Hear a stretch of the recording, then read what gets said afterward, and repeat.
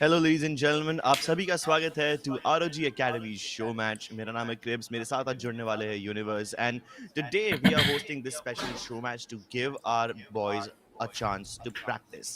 And their opponents will be some of the most talented girls in all of South Asia and even Southeast Asia now that they are expanding. Their opponents will be none other than .exe Game Changers roster. This is a Yep. show match which we have organized to basically give everybody a lovely round of practice. And we all practice every day, but doing it in front of a live audience with a full production setup and casters watching your game, it adds a bit of pressure to it. It adds a whole tournament setting to it. So we want Yep. everybody to get used to the tournament setting, and that's why we are doing all of this. Universe, how do you feel today? Well, I'm very excited to see what's in store for both these teams. Of course, .exe very recently formed उनकी GC roster. काफी known players हैं. हम उनको काफी बार देख चुके हैं playing on the GC stage. They've done multiple different runs with multiple different teams. और अब वापस एक I would say it's a rather stronger sided team. Given that their roster has they've got Meow, they've got Twirly, they've got Eluvu. All these players are significantly individually strong. काफी अच्छी players है ये सब. But ROG Academy themselves have been on a growing stage. Every match that they've played has gotten better. Last show match was very successful for them as well. On top of that, they did beat the Mumbai Demons, right? So that was a very good step for them. तो आज एक नया challenge, एक अलग तरह का challenge उनके सामने आता हुआ, which could be different types of comps, different kinds of styles of play. What they bring to the table यहाँ पे .exe वो देखने के लिए मैं बहुत excited हूँ. But yeah, I'm just waiting to see what the veto is going to look like first of all, because I have seen .exe play very few times. But what maps they're going to go up with first, I want to have a look at that. And it seems like we're going to start off with Haven, of course. Okay, let's just get it out of the way. निकाल देते हैं इसको, देख के खत्म कर ही देते हैं. बाकी के चारों मैप मेरे को कोई एतराज नहीं है, लेकिन पहला map of course ROG went for it and they banned Icebox, which is interesting because I assume last time they did play Icebox against Mumbai Demons, right? Yes, Or they did play Icebox और काफी अच्छा performance भी था. तो yeah. I am actually surprise कि उन्होंने Icebox ban किया है. Maybe it's a Mm-hmm. Counter pick, but I wouldn't assume that. Yeah. Anyway, पहला गेम होने वाला है हेवन और हम बहुत ही जल्द हमारे एजेंट सेलेक्ट की तरफ भी बढ़ेंगे. At this Mm-hmm. पॉइंट जो .exe का गेम चेंजर्स रोस्टर है वो फिलहाल के साउथ एशिया के कप में खेल रहा है and they are doing Yeah. Quite well. Mm-hmm. In fact out of the 5 games that they have played, I'm sorry, 4 games that they have played so far, वो Four, 3 yeah. matches जीत चुके हैं. And Mm. I would say that's a pretty damn impressive run. म्याओ Absolutely. जैसे players, Casper जैसे players बहुत time से compete कर रहे हैं, at least in the South Asian scene. And now I would even hope that they do even better on the international stages as well. Of course, Eluvu and Twirly. Eluvu is not from India. Twirly is also from Southeast Asia. So all these players, I don't know how उनका language barrier set होता है, कैसे break होता है, Yeah. but their performance so far doesn't indicate कि मतलब they've had any language barrier issues. So even though it's an international roster, multinational roster, they perform like they are one unit. Yeah, I mean these girls know each other from quite some time, right? They, even though they're on different teams, Casper's played with Tuali before quite some time. For quite some time, Eluvu's been in and out of the South Asian GC scene for a huge amount of time. So ऐसा नहीं है कि ये इन एक दूसरे को नहीं जानते हैं. They've been together, and I think .exe has done a very interesting job of gathering very strategically and individually strong players. Casper, we know, is probably one of the best players, female players we've seen from this country. And you combine that with somebody like Twirly, with somebody like Meow, you also got Iluvu in there. It makes a very strong roster. But how are they going to fare up against ROG Academy today is something that we're going to watch out. I'm excited right now to see what is going to be the roster, the composition on Haven. क्या खेलने वाले हैं यहाँ पे? Are they going to stick to something that's very common and staple, or are we going to see something different out of them? Because मैंने देखा नहीं है इस .exe की टीम को परफॉर्म करते हुए. क्या उनके मैप्स के compositions है? And yeah, let's have a look at it right now, shall we? We will have the agent select pop up, and yeah, it's going to be the absolute bare composition on Haven. Killjoy throws back even before when Cypher was used. Killjoy was the first. Killjoy was the favorite on Haven when it was first released, the agent. But it seems like both have got the exact same comp, except for the only difference being the Sentinel. Yeah, the only difference being a Sentinel. One has Killjoy, the other one has Cypher. So, with that in mind, both the teams will most likely have a very similar game plan. They will need to set up traps around their breach players. So, Caramel, he's actually playing breach this time. Usually, it's not him. Caramel generally plays the Sentinel, and Lavish is the SOA player in general. Max normally plays Breach. So today, all of these roles have been changed up a little bit. Max has been moved to the SOA from Breach. I hope that improves our timing a little bit, because last time ROG Academy did struggle with the timing of the flashes and the stuns a little bit. So now, hopefully, Caramel, the captain in charge, if he's on Breach, hopefully all those executes will be much stronger. Yeah, well, we're gonna find out. I am, of course, looking forward to watching uh, Meow on the breach, which is not something that we see her play often. I She know, yeah. is somebody who's the duelist main. She's played Raze, Reina. She also plays Jet, maybe a little bit more rarely, but she is the flex duelist main. So this is an interesting switch up for her to go from straight up like a duelist like Raze to breach, which is very very util and Healing king Eddie. centric. See how they fare off though. Early aim and control from both sides being executed here. Eluvu's been sent a little deep towards a shot, but La Flame's got space to cover up. He's got Max to support him, so he can easily actually get into enemy lines here, and he's managed to do so. La Flame's just gonna make sure that they pinch Eluvu on towards that A shot side. Will she be One caught? down. Yes, she will. But the others have made headway into the C side, dodging the tripwires. Casper survives that trap, and they've taken control of C. They're actually not planting just yet. They want to fight CT, and that could be a brave choice considering they know that there's a backstab in the works. Counter flash pushes them back for the time being, and that puts all the members of .exe GC towards the seaside, all stationed near default. One stun could do such a lovely job over here. Lavish with the triple, he goes ham.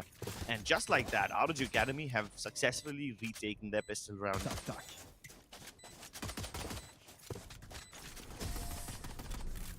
Yeah, it seemed like after not gaining any control towards that spawn region, .exe kind of stumbled over their own feet trying to go back into the site, and they basically got funneled into it without actually any sort of advantage. So the flank, the garage hit, and the spawn region, they kind of got stuck in that backside region, and the flank was probably the killing point for that, because they had to choose one place to fight. Instead, they chose to go back to side and sit there. I would have liked it if they had pushed in towards the spawn region, maybe taken out La Flame, who was coming in from there. That would have been a decent region to attack as well.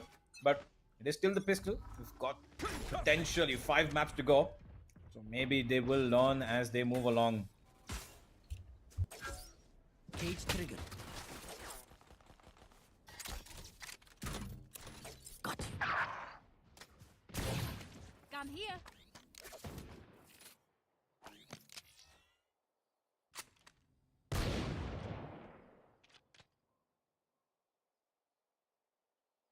Caramel. Nerd.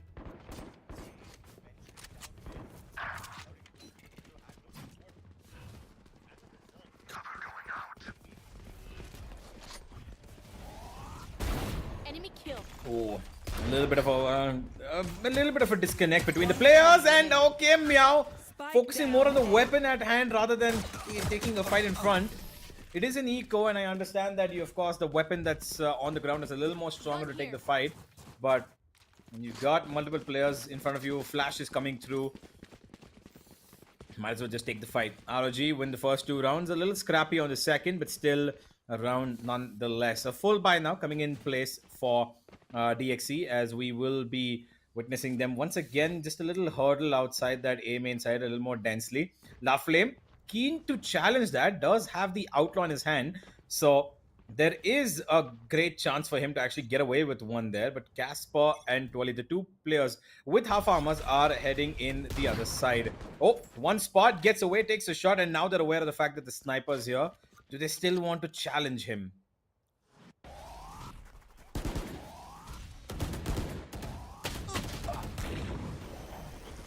Max also goes in for the challenge, but he will lose his life. Caramel playing up close. Lovely shot with the Sheriff. Dispatches Elu. Turns it back to a 4v4. But all the flashes and the stuns from Meow 16K will be back online. The fault line regenerating in just 8 seconds now. They will be ready to hit the A side once again, and this time they know that La Flame is also present over here with the Outlaw. They're going to leave Caramel in this one and done spot of sorts. Meanwhile, you've still got Twirly lurking around B and giving away some sound cues, hoping to set up a distraction, hoping to sell this fake.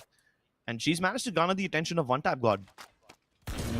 But this A side hit, it's impending. Caramel. They've already heard him over here, so he's going to get pre-fired.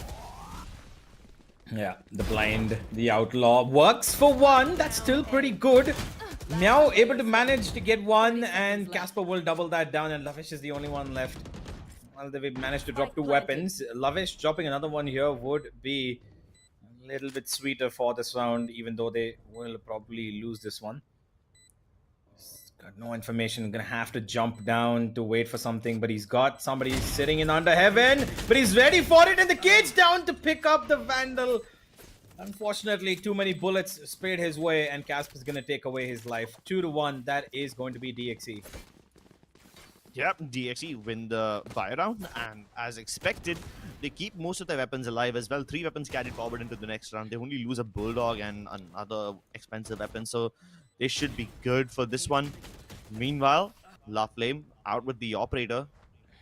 This could be interesting now. He's been playing with the Outlaw quite a lot, and now that he's already got the Op in the 4th round itself, this should be a force to be reckoned with. But luckily for .exe, they're not heading towards A main just yet. They're going to start things off towards Garage this time, where Lavish lies in wait. He's trying to transition over with a knife in hand. That could have been an easy punish. One Tap God ahead. He goes in to save Lavish, but now he's stunned, and now it's Lavish's turn to save him. Tag team approach from both these players, and Lavish knows that they're stunned up over here. He heard them struggle jumping. Yeah, the fault line does connect wonderfully, but no punishment on the back of that just yet. Yeah, there's a bit of space between the first and second contact for DXE right now. The trades for Eluvu not coming through. One of them should have followed her in. Could have been a little bit more easier to at least take out. One Tap got from that equation. Would have been smokes gone away. But right now, ROG Academy looking on a strong hold on every part of the map right now, as they've got the A side completely secured. But as soon as I say that, a smoke from Casper discourages him, but he actually pushes through it. It disrespects the smoke and calls out to his team, Nana, don't come A. This is definitely going to be a C hit. Too early, playing with fire, but she gets the heat for herself. Takes out one. 30 seconds left. And the C side available for business, but One Tap God decides to destroy that business. It is running through the smoke, and somehow, one by one, they just get absolutely gunned down. Yeah, that was indeed a very surprising retake. They begun the retake before the spike was even planted. They heard the tap, and they disrespected the smokes to go through it. In fact, I was a little worried that One Tap God is going a little too ahead of his teammates, but it surprisingly was wonderful because the others were busy shooting that recon dart, and they weren't even looking in the general direction of One Tap God. In any other kind of situation, if you go before the recon lands, it is considered a mistake, because like you won't have much information and you're basically going out naked without any flashes to support you either. So I'm actually surprised this works out in the favor of One Tap God. This goes here. Unless that was by design, unless they knew that they look away. It was a bit of a gamble, but he did have support. So I would say that he felt confident in the fact that Garage was already being flooded. He had his Sova jumping out of the smoke with him. They didn't really go out with any other util apart from the fact that they had one recon, and it seemed to be enough. Confidence is of no short value here, as we have a bit of a pause for, I think, the side of DXE. Twirly probably seems to have disconnected. We should be heading back into the game very soon. Yeah, it shouldn't be that much of a long pause. We should be getting back soon enough. Meanwhile, I do have to point out that I love how proactive ROG Academy has become since their last show match. I did believe that, at least in the map of Haven, I know you hate this map, but at least in the map of Haven last time, they were reacting quite well to their opponents, Mumbai Demons, but this time they're being a little more proactive. They're taking the steps to aggression themselves rather than waiting for .exe to come by. Yeah. I'm not Yeah. aware if that is a conscious decision that ROG Academy have made to be more proactive, or whether they are just happy about the amount of map control that they are being offered by .exe. Because .exe are also playing in a very defaultish, very slow pattern for now, maybe it's possible that ROG are exploiting that space early on. But I would love Yeah. to see what do ROG respond with once .exe also start playing a lot more aggro. Well, that is a question to be answered as this tech pause does get closed. We're still waiting for Twirly to come back.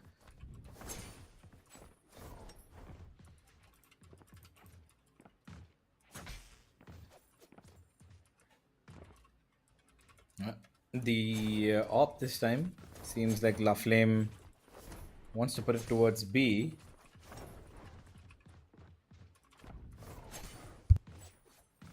And I think Twirly's back. Let's Yeah, let's I go. think we should be starting the game.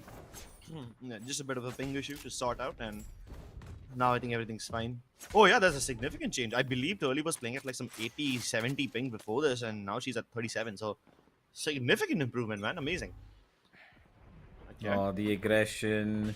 Once again, he's treading in a little bit deep waters here. La Flame, but he's managed to get one. The trade is brilliant, though. This time around, Casper finds a trade. But the ultimate from Lavish is going to make this a lot more easier for Max to kind of just take down any couple of pieces that he can. But he's going to get nothing. Flanks coming in very quick and fast here. But there's a pinch as well. Karamel comes in. And Luvu doing quite a bit of work for her team here. But she's now left alone.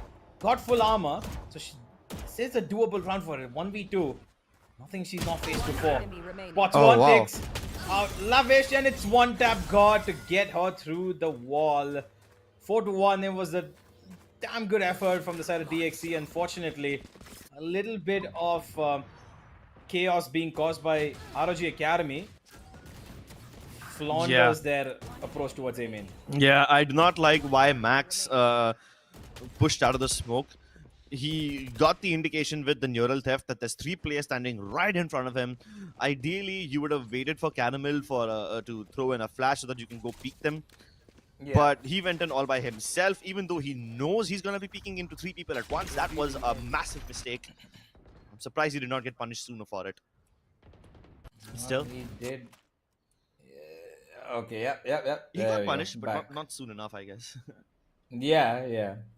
I mean, that's because of the smoke in front of him, right? Yeah. So, well, once again, a little bit of a setup. This is a common thing, clearly, for DXC to kind of just leave Aluvu towards the A main side or towards A short, while the rest of the team kind of just, maneuver and see what they've got happening around the rest of the map.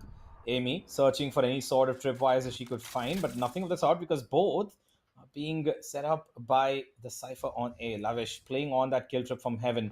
And he's got the cam on contact as well. Calls Max to come back as DXC are reading into this Cypher's side, but can they avoid the tripwires? Because La Flame has already cleared out the entirety of that C long side. The turret as well at the exact same time as he peeks out. This goes away. Lavish should be able to get one, but the Rolling Thunder denies him the opportunity. But Max, he gets one. Still not able to connect his shots. Maxwell, though, gets 2 back, and the Rolling Thunder counters them as Karamel finds a third. And one of the other DXC members just caught off guard, or rather I would say caught in place because of those 2 tripwires on site, and both times Aluvu got caught in it. She was lucky to survive 2 times, but the third time, of course, not. Yeah, there's only so many lucky moments that you will have, so many tripwires that you can survive encounters with. And eventually, she was put out of her misery. She was shot down. But both sides ended up using the Rolling Thunders. So that leaves a serious lack of firepower on either side. Of course, both the Hunter's Furies are still available, so they could use them as well. Although I also like the attempt from One Tap God. He tried to use his from the shadows towards the mouth of a long. He thought that since everybody is stunned and dazed, they probably wouldn't hear me land over there, but unfortunately people were looking right at him. And it's a very early op control for Caramel as well, with Max going ahead. That's interesting. .exe respawn by taking B by force. They already got the kill onto Lavish, and now One Tap God, hoping that somebody overextends into the smoke. Oh, she's got the knives here, Aluvu, but she's gonna protect her planter first as Ceiling's been left alone. Flash to the back side, but nothing really being done there. Twirly missing her shots and faces a barrage of shorty bullets in her face. Although they've got alien control, that's exactly where the smoke's gone down, and Casper's all alone. She needs to put down the smoke and get one here. Not gonna happen though. The tap's been put down. Here comes the ultimate from one side. The Hunter's Fury gonna catch one, but there is a counter all coming in. Amy finds one. And that's not the planter though. Forgive me, diffuser though.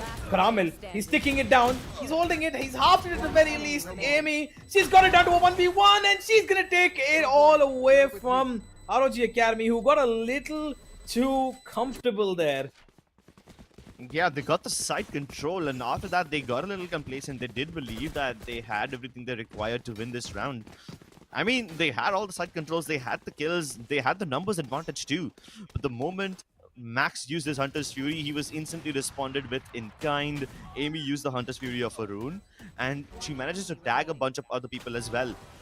Then the hero performance from now 16k comes through and disrupts the entire plan of ROG Academy, and the 1v2 finally to put the cherry on top.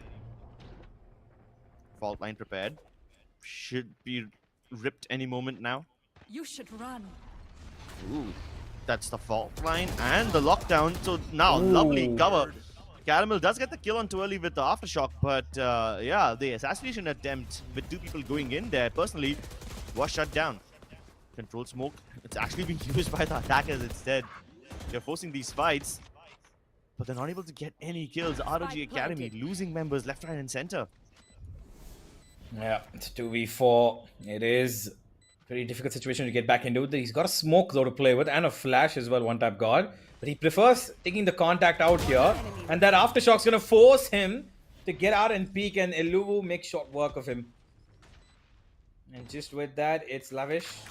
And he will be forced to save, maybe looking for one, probably two exit frags if he can find any. One bare minimum. Looking for a second, will find it as well. And Casper has to kind of challenge him. She's got no other option here. One enemy remaining. And she will give up her life as well. Bit of a sloth motion jiggle peek there from her. Yeah, but at least they managed to secure the round. And they only needed one ultimate for it. They invested the lockdown, which also was technically countered, but they ended up turning that into their favor as well. As soon as ROG Academy realized that they're going for the lockdown, one of them is trapped in that corner, they all decided to focus on Twirly. And guess what? Twirly had plenty of backup, so anybody who was sent down there to kill her was assassinated themselves. It's only the fault line and the aftershock combo from Caramel that ended up netting them a kill. Apart from that, DXC were in full control of that situation from the get-go.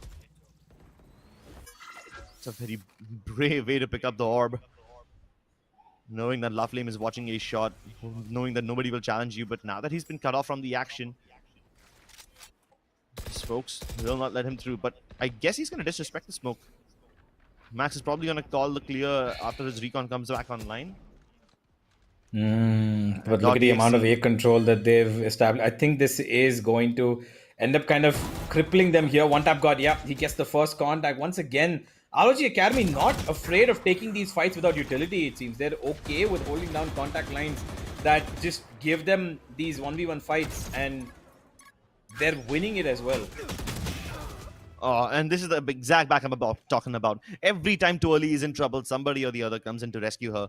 This time Twirly did die, but at least Casper was able to trade her out. Revealing area. Max, nice fadeaway shot onto Eluvu. And that leaves Casper alone with Amy. Now, Amy already tried to trade in the fight with one tap god towards Grudge, but look at the backstab coming in from Laflame. Lovely 180-degree flick shot by Amy. That's amazing, but now her position's been compromised. How does she deal with this? Max missed the first opportunity and is promptly punished for it. Lavish going all the way around, playing ring around the roses. And Amy will put him in his pocket like a posy. Yeah, Lovely once clutch again. Yeah, that's a second clutch from her. Yeah, another 3K, another clutch for Amy as she puts her team in contention for this first map. It's still absolutely all to play for. It seemed like in the first 7 rounds that ROG Academy were running away, but they need to be a little wary here. There's a lot of rounds that I've watched them now that they're not exactly using their utility, and they're maybe taking these fights for granted. They're thinking, okay, you know what, we can just take them on straight up with aim, and we should be able to beat them. It's not But yeah, gonna you work need out more every than that. time. Very aggressive positioning from ROG Academy this time. Laflame all the way towards bottom of grass. Everybody else who was with him has abandoned him, so that leaves him to his own devices. He's trying to get up towards that window. Too early. Very patient. Gets the better of him. This exact same setup from Lavish as it was 2 rounds ago when they had the Rolling Thunder. But it seems like after seeing that Cypher tripwire, they were going to get discouraged from going there, but Eluvu's been caught on the tail end of that retrieval. And Caramel slowly pushing up. ROG Academy not letting their foot off the gas pedal here. They just want to keep walking straight up, moving towards them, taking as many fights as possible. Max does have a recon, should probably use it before taking any fights. But it's going to be Casper who takes backside control first amidst that control smoke put down by One Tap God. He's going to TP through. Good flash from Meow, and she's gonna force him back as he's got a flash of his own. Gonna force it through, but Meow's unfazed.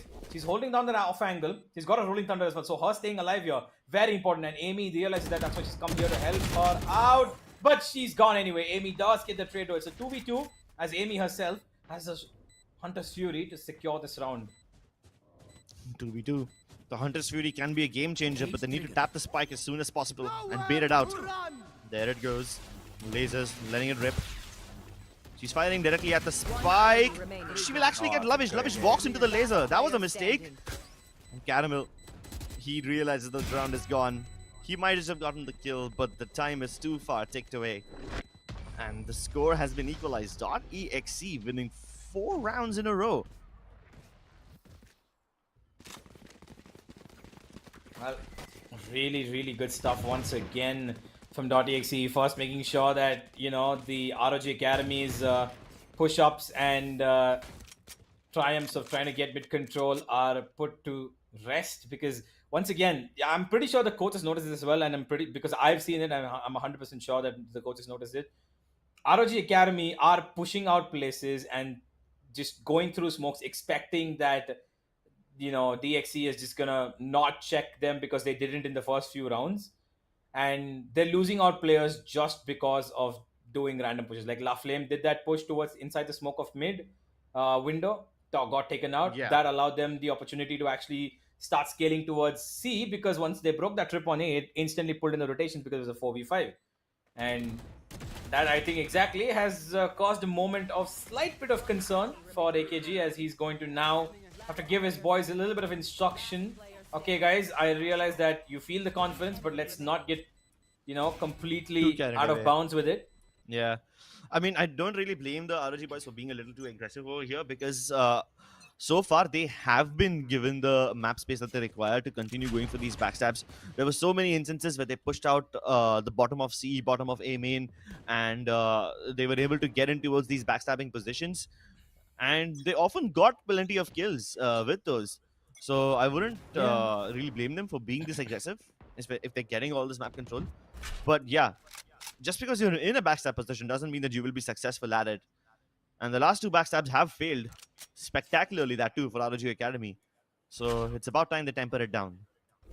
Yeah, it seems like they have slowed it down a bit, and DXE were expecting a push, staying in their you know, disciplined positions, not really going to find anything. But there is a stun on contact. Oh, I'm not quite sure where is that stun's actually lined up for from the breach. Caramel, or he's actually holding out outside of garage. Nothing's been spotted, so he's actually going to get discouraged from that. Now he's going to go on his own little jump peek and just check if garage is any kind of... Oh, okay, just Casper out in the open for some reason, expecting nobody to be at the cavity of B. Will lose out on her life, and Max finds 2 on the back of a contact stun as Caramel orchestrates this round for ROG Academy on the back of a very, honestly, silly mistake from DXE. Yeah, I mean, technically, she wouldn't have expected somebody on top of the B side like that. That too in an off angle like that. She expected He somebody could to have be been towards down there as well, but she came out with the smoke with the walking in her smoke. hand. Yeah. And then she wanted to. You can see that she wanted to cover up A link with that smoke, and she thought there would be someone at A link. But by the time she realized her mistake, it was already too late. The spike was already dropped. And yeah, La Flame, he was holding a very passive off angle over there. This time, a rather aggressive one on the back of this gong. Or rather on the top of this gong. Blades out from Lulu. Oh boy, she's sprinting. It's a similar default play that they do, except for the one change that she's got Meow on her backline, waiting to support her. La Flame. Last time he did get a bit antsy, wanted to push out, try to get anything he could through smokes and whatnot. But this time around, he's just going to hold his line on the top of that B side once again. A spot outside of A main. Multiple players were spotted. Shock dart to destroy the tripwire, and that's going to draw Lavish closer to that Heaven cavity. But a recon now, stun as well to make sure that that tripwire does not find anything. And then ultimate to follow it up. Max will be able to dodge it though, but he's got one coming from behind him. I thought he was going to get stunned by his own teammates all. Really well done. Meow flashes out, does not check a corner, but she still gets it done and will go down to the aftershock. And somehow in the end, this A side remains with ROG player standing and DXC is not. It's so funny that both the Rolling Thunders are always used in tandem. And it's always just pandemonium whenever it's sent through. Everybody's struggling to stay alive while they are stunned up, and then to support, another Rolling Thunder is thrown in. Actually results in ROG Academy getting the advantage. They stalled DXE in their tracks, got enough time to recover. And Max staying alive towards that A-shot position was a game changer indeed. They couldn't really plant because of that. They had to re-clear that area so much, and in the process of doing so, they kind of lost objectivity on all the other sides, all the other spots on the site. And that results in ROG Academy leading this half with a 7-5 scoreline. Not that much of a difference. I mean, it started off as a 5-1 lead, and then DotExe won 4 rounds in a row to cover it up. So I would still say it's a damn good half from DotExe.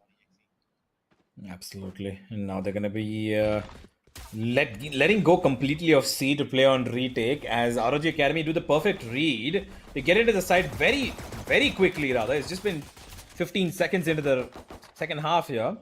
And the plant's going to go down pretty simply. Lavish is pretty well damaged, so he's going to have to play a little bit safer. Meow and Casper both set up their teammates each to get into the side. But the fights are very, very differentiated. They're not going to work out properly. The flank does work though. Tuoli gets 3 and she makes it a quadra. To just flood in all by herself. She says, screw it, I'm going to just do this myself. Yeah, Tuoli was, along with Amy, both of them just peeked out.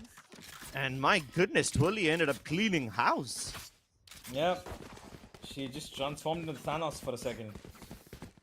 Hey, Thanos wipes out half the population. She wiped out No, everyone. I meant in the sense that Thanos said, fine, I'll do it myself. Yeah, okay. Yeah, that. Understand. Yeah, wiping out everybody. In the blink of an eye, in the snap of a finger. I don't think that's a term, but yeah. Pardon my English. Early cameras. Spots out players on top. La Flame is a little too overeager. Yeah. He's still gonna get a little bit of a prize for it, and One Tap God's gonna find one of his own as DXC have got their shield broken into pieces this defensive round. As one by one, they just get taken out. How did Smaller Caramel little survive holes that? were explored. Sorry? How did Caramel survive that? He just jumped across.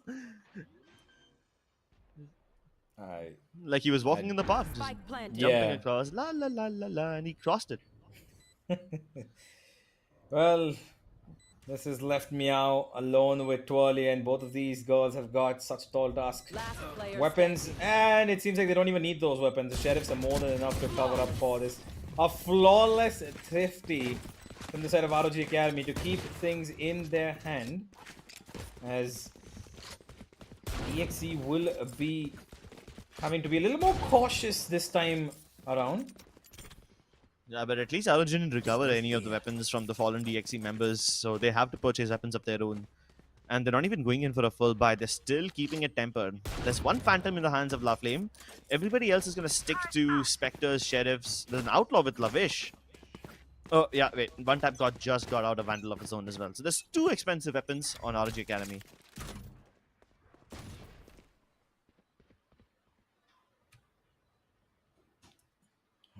They're holding on towards mid once again. Pretty much taking a page out of ROG's playbook here to push that. Oh, Lafish spots and takes out a Luwu. And Meow caught out with the flash in her hand. Not expecting the peak to come through. Hoping that Amy would be able to hold that angle. But Lafish was just holding a very far off, wide off angle. And now they're going to have to defend this A side. Not going to work for any of them. As another flawless to follow up an economy in the works. They're running in circles around this DXE squad. ROG Academy are filthy rich. They are indeed quite rich after having destroyed the pistol momentum. They don't even need their own money as long as they can keep it out of the hands of .exe players. This is a nice spot. Buying up fully in the 4th round rather than the 3rd. They've already lost a round in that process. So yeah, .exe will have to do quite a lot of catching up. But ROG aren't fully upgrading. Caramel is holding on to his Spectre. Interesting. I don't mind that. I don't mind that. He's been fairly, confident with the fact that he can do both the straight up aiming and the RNG as well. And it seems like the C sites where they want to try that once again. La Flame.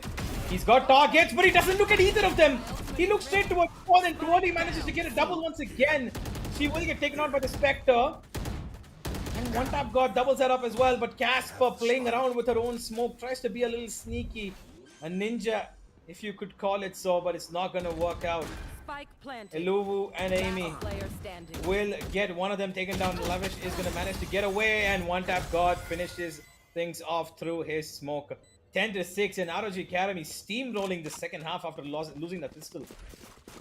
Yeah, and it seemed like for a second that .exe have a good handle on things over there. La Flame did not check the logs area. He got taken down for free, and then a double up kill. That resulted in an instant 3v4 with the numbers advantage being in the hands of .exe. And then One Tap God just playing around that smoke beautifully. Manages to TP up top and break Casper's ankles. And that's how he was able to somehow get control of the side once again, even though .exe had their flag firmly planted down in the soil. Shadows traveling. Once again, it's going to be a fast C hit. La Flame not landing in his Cloudburst exactly. That would have been punished if someone was on site, but luckily for ROG Academy, .exe have decided to play for retake. There's not too much utility they have, except for the breach flashes.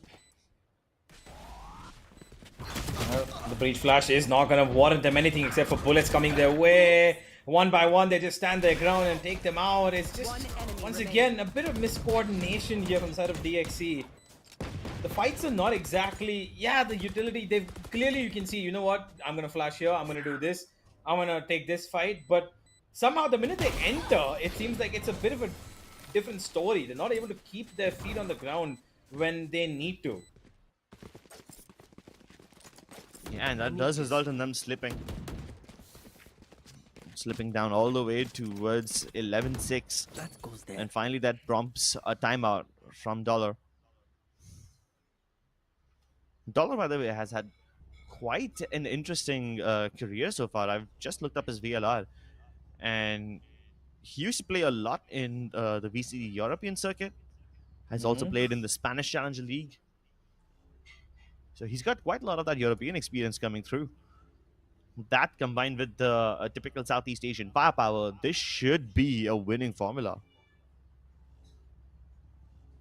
Well, as much as it is going to be, hopefully, in that GC circuit, they are feeling the heat of ROG Academy's just pure aim power here. Yeah, and it does feel like ROG sometimes is just winning on the basis of aim. I haven't really seen too many well-coordinated peaks from them. So the team play element is still missing for them. There are several instances where Max is speaking out solo. There are several instances where Lavish. I understand Lavish having to play on his own, but many times one tap God has to rescue rounds, which he had no business even being at a disadvantage at. You know, so all Yeah. of those mistakes they are avoidable from ROG. And just because they're winning doesn't mean that they should get complacent. There's still a long way to go in terms of their improvement. Okay, one tap God Absolutely. commits to the ult. That's brave. Oh, it did work out for a second, but not for more. Caramel throws in the ultimate just to make sure that one tap God has something to play with, and he's still getting kills through walls, through smokes, through whatever he can get through. Casper and Twirly on that seaside still a little lost as to where they want to see their opponents, how they want to fight this, but Lavish finds Eluvo with the op, and she has been taken care of. Ultimate's available for sure. They've got a Killjoy lockdown to somehow play this. Unfortunately for them, they've got a one-tap got to deal with who's holding on for that back line just to make sure that the lockdown has no place to find, and he's got a very nasty angle, and he's gonna make sure that he uses it to his best. Teleports to the back side, plays around once again, waits for the stun. He's just not okay. Well, that timing was a little off. Did not Overcooked. expect Casper to be on that little part of the B side, but Lavish, well, he's got probably the best angle to secure the sound, and he will listen to Casper go into sight as Caramel will throw in the aftershock, and this should be done and dusted unless Casper can pull something crazy out of the bag. Yep. Lavish broke his angles in that jump, but at least he broke Casper's skull with the crosshair. That's the map point for ROG Academy. That being said, Max, once again, making quite a lot of mistakes over here, walked into the seaside without checking the left-hand side corner, and he got shot in the back of his head by Casper. Not about to keep making mistakes like that, even though you're winning. Have to be a little bit more wary about stuff like this. Although it's 12-6, it does not give you any reason to be Swarm grenade.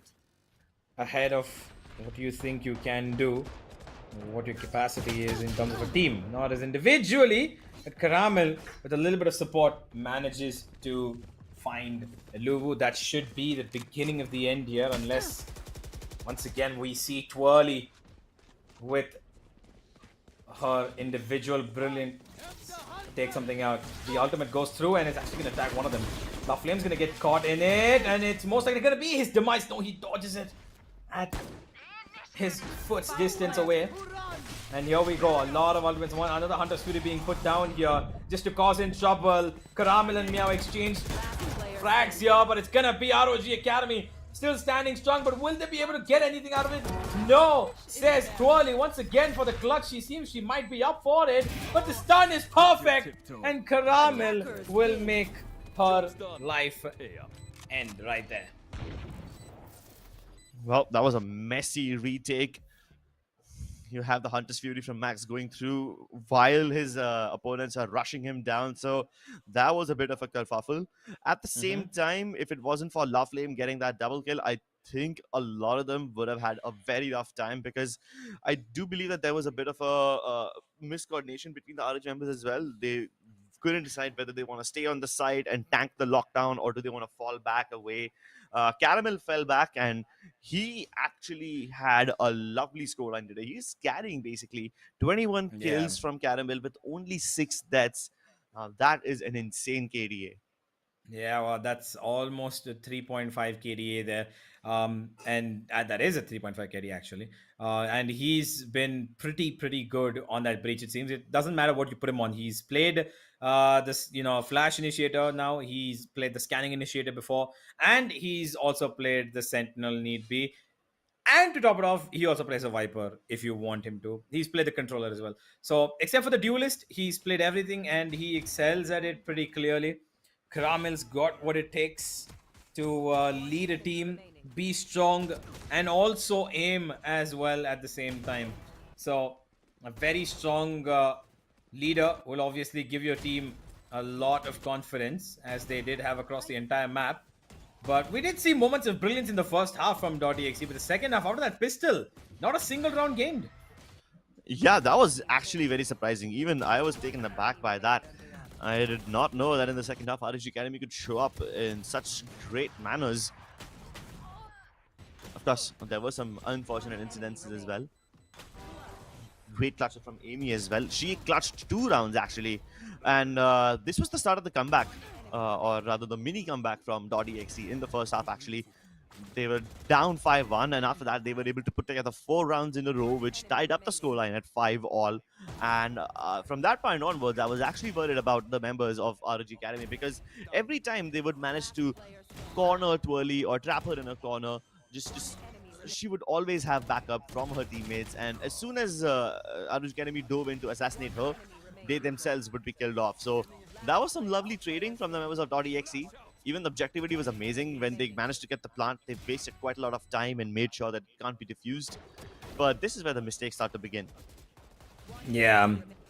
There were moments where I thought, you know what, in the beginning they were very discoordinated. It didn't really seem like they had, their set plays completely noted down. They were missing out on corners. The trades were not there. Sometimes the fights were a little off-ended, but they caught up. They put up 4 in a row, brought it down to 7-5 in the first half. I thought this is going to be, quite the game in the second one as well.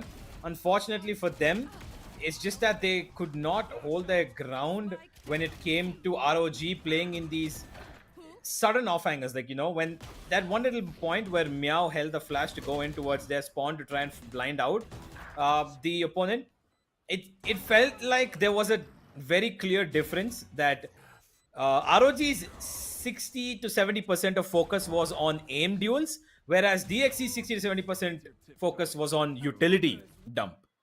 Yeah, and that really tells you the priorities of a team. .exe esports, even though they did not win this map, they were focusing on improving themselves, and they were focusing on their fundamentals, making sure that they don't make any decision making mistakes or any mistakes in terms of communication and utility. Whereas with regards to ROG Academy, even though they managed to win this game, I do believe that there's still a lot of scope of improvement. There were several occasions where if it wasn't for their aim, they would have probably lost. And let's be honest, when they are facing stronger teams, aim alone will not carry them across the finish line. So they also need to focus on their team play elements and on building up their communication and their protocols rather than just trying to win on the back of these aim duels. So that was the first map, ladies and gentlemen. That was Haven going in the favor of ROG Academy. Very soon, we will be starting the second game as well, but that will be after a short break. So do not go anywhere. We will be right back with this lovely show match after a short break.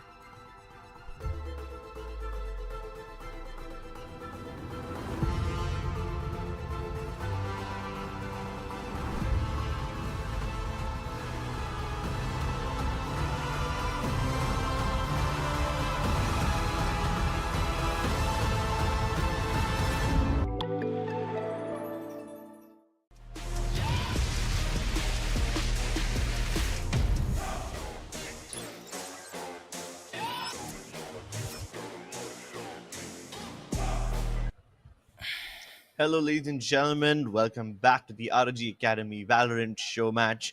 You guys have just finished watching the first game. That was Haven. ROG Academy won it with a score line of 13-6. And for the next game, we're going to be jumping into Lotus. However, there is a teensy tiny bit of change. Yeah. Lavish, one of the players of ROG Academy, has actually lost his electricity. Just Indian monsoon problems, Indian monsoon things, nothing we could do about it. And as a result, the coach of ROG Academy, AKG himself, will be stepping into play. So that's gonna be a bit of a lineup change for Lotus. I would have expected compositional changes. I wouldn't have expected player changes entirely. But hey, man, I mean, it's been draining quite heavily. So yeah, unfortunately, Lavish has lost his power. Yeah, and it is unfortunately going to be the way we have to move forward. But it is still something that we can look forward to now that there is a change. How will ROG Academy adjust to this? This is going to be a very tricky situation for them. Of course, their coach is a coach. He's not that acclimated to be playing that often, especially with his team, although he knows how to lead them. So that is one thing, of course. Well, that is one of the things that you need to be worried about. Although I'm also quite excited to see what kind of lineups these guys bring in terms of the agents. Because Lotus is one of those maps where we've seen quite a lot of creativity lately. We've seen Yoru and Neon both be successful, even though Raze was the standard meta. As a Sentinel, also, we've seen some teams adapt to the Vice really well, but some of them still pick the Killjoy a lot. So, yeah, with that sense, Lotus is one of those maps where a lot of creativity is actually quite possible. And now that Hmm. AKG himself is playing, I want to see what these guys have in store. Well, Lotus, I feel like the composition will have to be based around the fact. I think he will obviously fill in this exact same role that Lavish is playing. He will go in for the Sentinel. I think that is something that he will be himself comfortable with, AKG. So we're gonna find out if or not this is going to be the case in just about a second. And AKG is actually going to play the Omen. Okay, so we've got two different compositions here. One that has a Wise, one that has a Killjoy. We've got Raze on both ends. It's a Breach Teho comp from the DXE girls, as we've got a Viper Fade on the other side. So a single initiator against a double initiator comp here. Hmm. And clearly, .exe want to come into this game with a lot more firepower, whereas ROG Academy want to play for control. Yeah, ROG Academy, they were playing for control in Haven as well.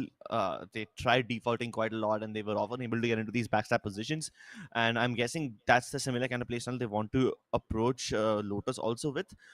That being said, .exe esports, they used a rather standard composition with the Killjoy and the Sova in the last game, which was rather old meta.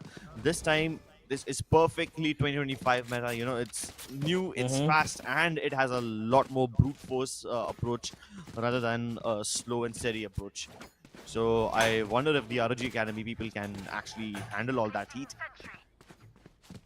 Well, let's find out. DXE are starting on the attack, and it seems like they have their attention trained towards that B site. No, it's actually going to be Find C. So they're actually splitting force right now, just a little bit, as ROG themselves want to try and establish B main control. The nade very well put out there from Elubu to get Karamil, and that's the first blood on the map. As Meow, she's gonna find a jumping one tap god, staying true to his name, gets a one tap. As DXE themselves, once again, a similar pattern, sending out one towards one extremity of the map and four to the other. Somehow, nobody watching flank for some reason.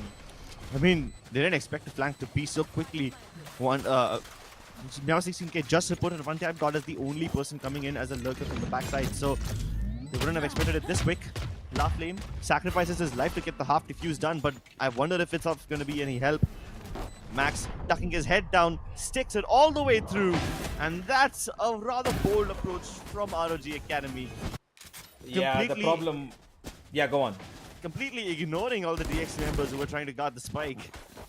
Just put your head down and stick it. Press 4. Crips, this is the exact same problem that happened in Haven's first pistol round. They went for aggressive control to the back of site. They put the plant down. This time around, it was a bit of an obscure position. I don't know why they didn't go straight for the backside plant itself. Because they planted it in a place where half of it could be diffused from behind the wall.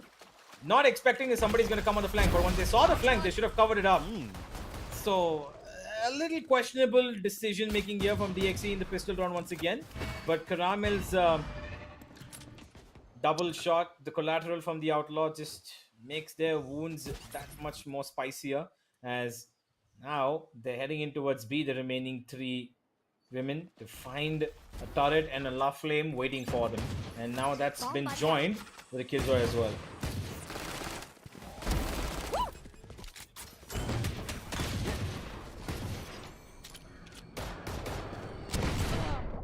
And doubles up onto Max as well. ROG members falling like flies. Can't afford to give any more kills to Amy. Last player standing. AKG finally stops her killing spree in its tracks. It's all up to Meow 16k. Placing wall trap. Don't think that ball will save her from much. She can still get shot. Yeah! Death from the front instead. Why would she use that wall though? It's just a waste of utility knowing in a 1v3 with a pistol in your hand. And especially that wall, what's the point of that wall if it's it's an open space behind you? They can shoot you from anywhere. It's not like they're gonna have to cross the wall to see you. So I think that was just a moment of panic from Meow there. Perhaps could have saved it for the next round. That would have been less 300 credits if she spent. That being said, Caramel with the Outlaw, that's a rather rare sight. I don't often see him with this weapon. Well, you might say it's rare, but he's made good use of it already in the time that he's got it in his hand. And one player, although crossed by, he's still waiting for the contact from his Viper to try and take that peek out.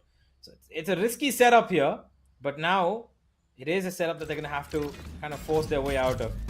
There comes one, and they spot him out, and he's gone. Twirly, just right through the smoke of one tap, got spotted with just a pixel.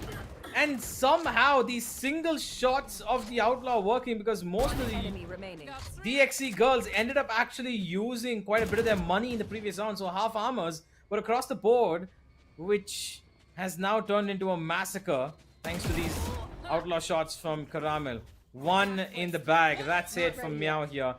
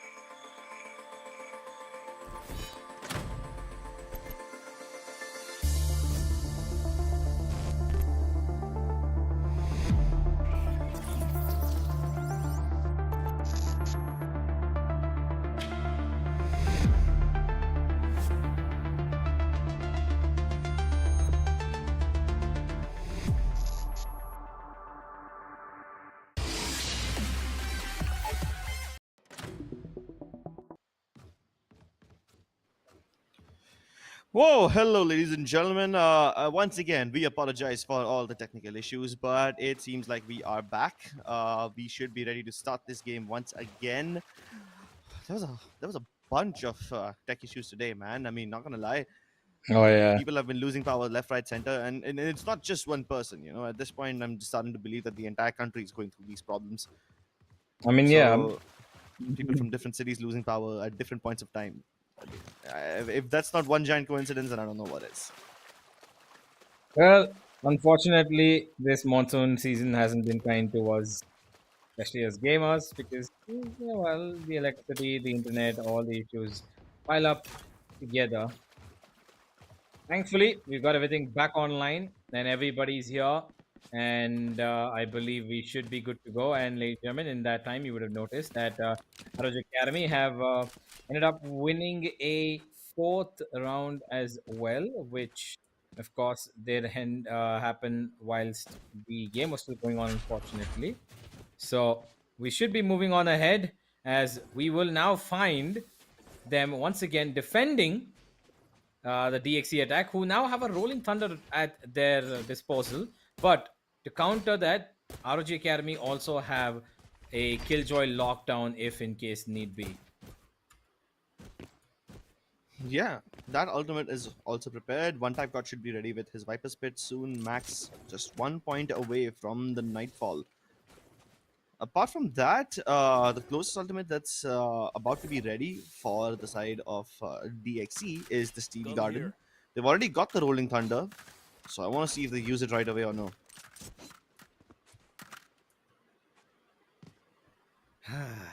Well, we're gonna stop for a couple more seconds because I think one tap god just had. Yep, and back we go. Thank you for that. As we are now entering in round number 5, and it seems like DXE want to try and hit that C main side, give a little bit of pressure, and they've got Caramel on the other end of it.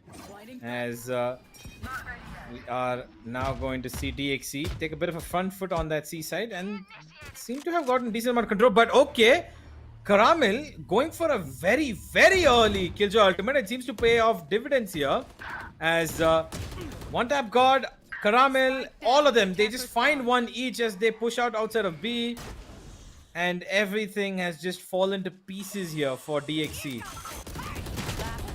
Oh, one type god sprays down Ilugu before the showstopper pops. Takes him down posthumously, but the spike was lost the moment they decided to walk out of the B side and start fighting over there.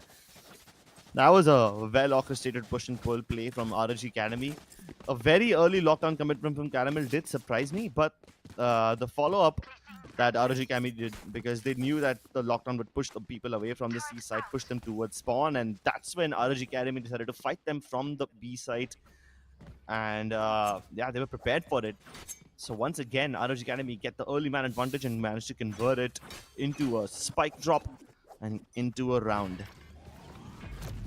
Here they go again. There's a reveal that's already caught in 2 of them. Iluvu and Casper being made victims of that reveal. But here they go out straight. As soon as that Prowler went through, it was almost instantaneous that ROG Academy wanted to just kind of prod them on the back of that. ROG will also now try to push and give pressure on C with one tap guard. Getting one already. The stun's gonna come through. A second one at that. He throws his smoke down, but it bounces off of Mound for him to lose his life. It is still a 3v3 though. And an ultimate to make sure that the defense now has some space to play with. That's a really good piece of utility from Max there. Holds off DXC's girls for a couple of seconds more as they pick up whatever weapon they can scavenge. And Casper, I'm not sure she checks this left side corner where AKG is sitting. Yeah, Casper's paranoia helped them get the kill onto one tap god, but Max breaks the drone before AKG can be spotted. He's also thrown in from the side, so hopefully that should distract them. .exe fling the doors open. They rush towards the B side where Love Flame lies in wait, using the satchels just to keep them away from the for the time being. There's only 20 seconds left that they have to stick the plant right now, and down it goes. Right there. Spike planted. Well, the plant might have gone down, but the frags are more important here. Casper delivers on that front. Finds the first, and now she's got two more to worry about. There is a bit of a split between these two players, though. Max hoping to play on the back of AKG's distraction, and he might just find a bit of timing here. 5 bullets, needs to reload. Jiggles and will most likely lose his life here. AKG starts moving in further, and he's got 3 targets. Gets the first, but will not connect on the second. Twirly secures with a 3K the first round for DXE. Yeah, that was a bit of an awkward moment to pull out the utility for Max, but appreciate the situation over there. And given everything that happened, I would love to appreciate the paranoia that Casper threw up. That helped them get the kill onto one tap god. Of course, the fact that his own molly bounced off of Mount doesn't really help. So as soon as he went down, they baited the Nightfall out, hoping to keep them at bay. And it did keep them away from the seaside, but when they went to its B, nothing to stop them. Oh no, AKG tries to escape. The missiles, there's a door in his way. And Max also tries to escape in the same desperate way. Both of them just knocking at the door, trying to break it down, screaming, "Let me out!" Well, it seems like DXE's quick and fast executes have gotten a bit of leeway into this ROG Academy's defense. They've been able to break it down here on that A main side. And that's left them in a 5v2. It's just the Raze, that's La Flame, and his Killjoy Caramel left, hoping to save that op. Finished. As Caramel will be able to get at least the one. And now he's being circled in very quickly, and he's still holding the same angle. Will not be forgiven this time. Lovely. Does he get to keep the op? Surely he's trying to hunt him. And he run for his life as quick as his nimble little feet can carry him. The op stays alive for now. And the rest of his teammates also have enough money to purchase Phantoms and Vandals. So I think it should be a good enough round for ROG Academy yet again. But they are starting to run out of money. If they lose this one, they won't have much left in the next one. Yeah, they'll probably afford like one more buy at best. And that too will have to be a cheap buy with like half armor and regen shields and whatnot. Yep. 4 of them starting on A this time though. This could be dangerous. The fight's already begun. There was a bit of an exchange, but nothing that yielded any sort of kills on both sides. Meow is gonna just stay on the lurk outside of B. Does have a wall placed there as Raze preemptive understanding of that nade being dropped down. Hold them up for another second. The op shot comes through. Has to satchel out. Will take a chunk of damage as he does though. La Flame forced to concede as DXC now feeling confident with these side takes, but have to feel confident with their aim as well. Eluvu does. She has got 2 already. Make that a third, but the trade comes through. 2v2 here, and 2 very big ultimates available for the attack. And looks like the Steel Garden will be put to use. They're pushing it through though. Caramel and One Tap God had an idea that they wanted to just kind of go in through for this, but One Tap God delivers an ultimate of his own here. Wants to secure the round no matter what, but Amy, she puts down the Rolling Thunder, will make short work of the Viper. Caramel though will conclude the round with a 1v2, and the Spike more than enough time to defuse it as well. What a showdown of ultimates from either side this time. Calculated. Great usage of the utility by .exe players to keep all the members of ROG at bay, even though they so desperately wanted to push ahead of the smokes and stop the plant from even happening in the first place. .exe did a lovely job of keeping them at bay and winning the fights when it mattered the most. They got the spike plant down, and at that point everything seemed like everything was going in the favor of .exe, especially when they managed to pop the Steel Garden and both the players of ROG were trapped. And then somehow they did not force any fights. ROG members got a second to just recompose themselves, and in that second, One Tap God pops the Viper's pit, and that was the difference maker. AKG trapped this time, couldn't make it to the designated position, and he gets caught and shot down in the middle of nowhere.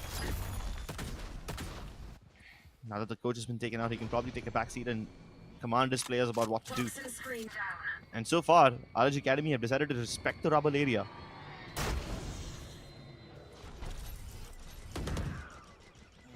Well, they respect it. They've got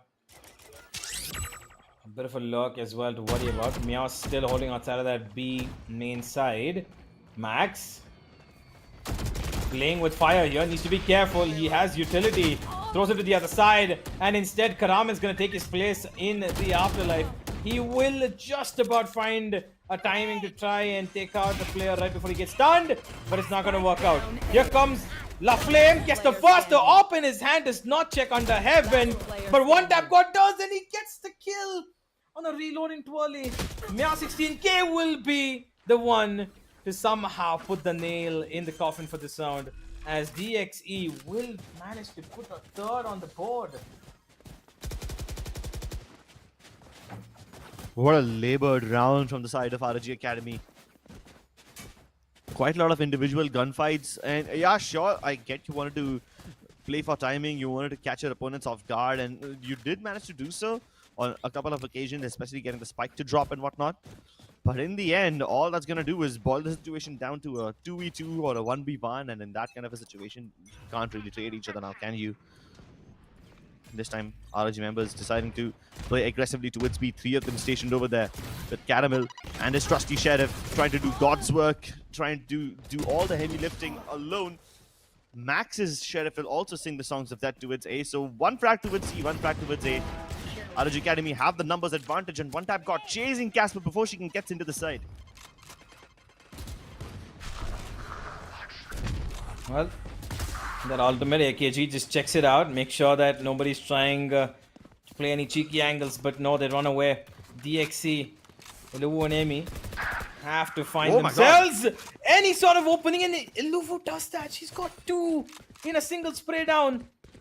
And somehow this round's become extremely doable for the side of the attackers. And they've got an ult to play with as well. Iluvu with that showstopper could determine the outcome of this being even a 6-6 half. But to secure it themselves, here comes one from Max. Detects one. Just the one though. They don't know where Iluvu is. So they're going to have to scour this entire side. And they will do so. Now they know that the side's cleared. Tree and main are the only 2 opportunities that are available for DXE, and one of them's alone on Tree, and they get the trade, 1 for each though. And Iluvu now playing on the back of her ultimate.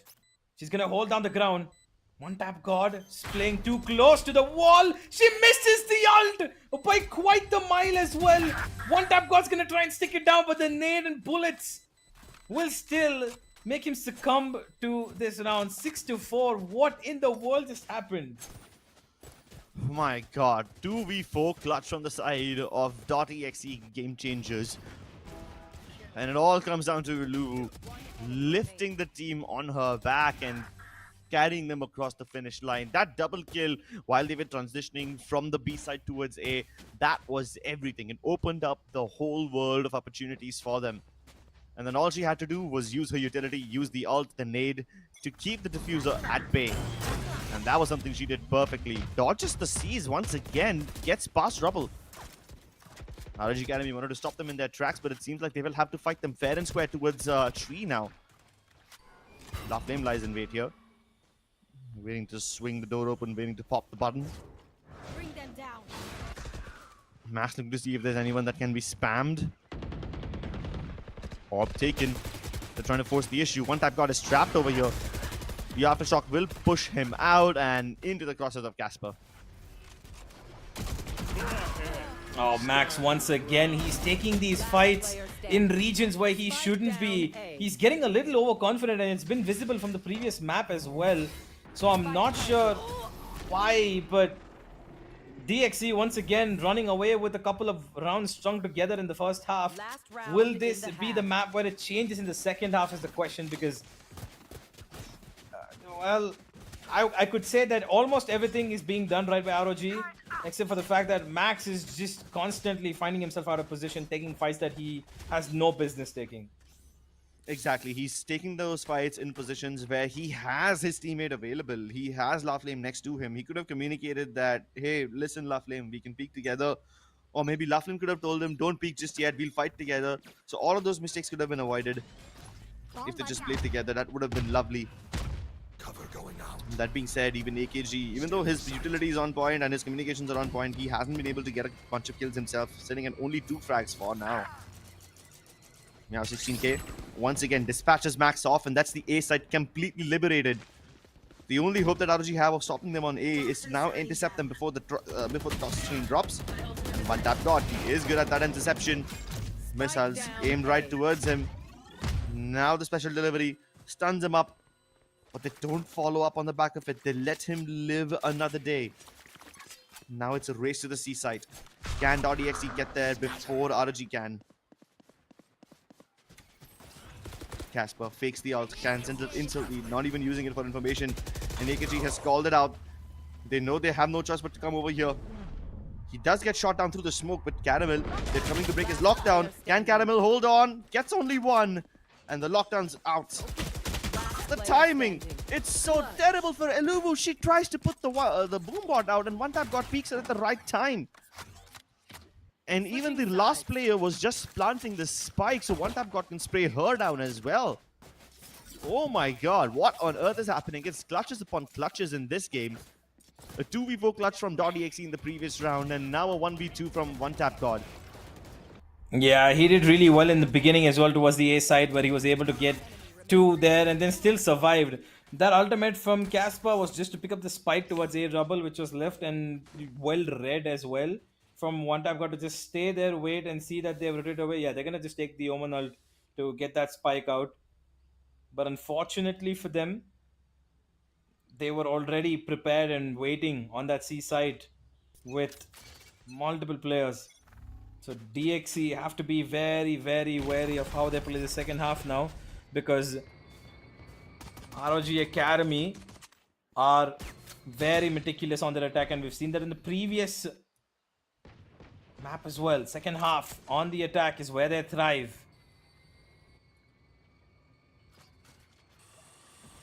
But do .exe have a different game plan in Lotus? Couldn't really stop ROG on the Haven attack side. I want to see if Lotus is any different.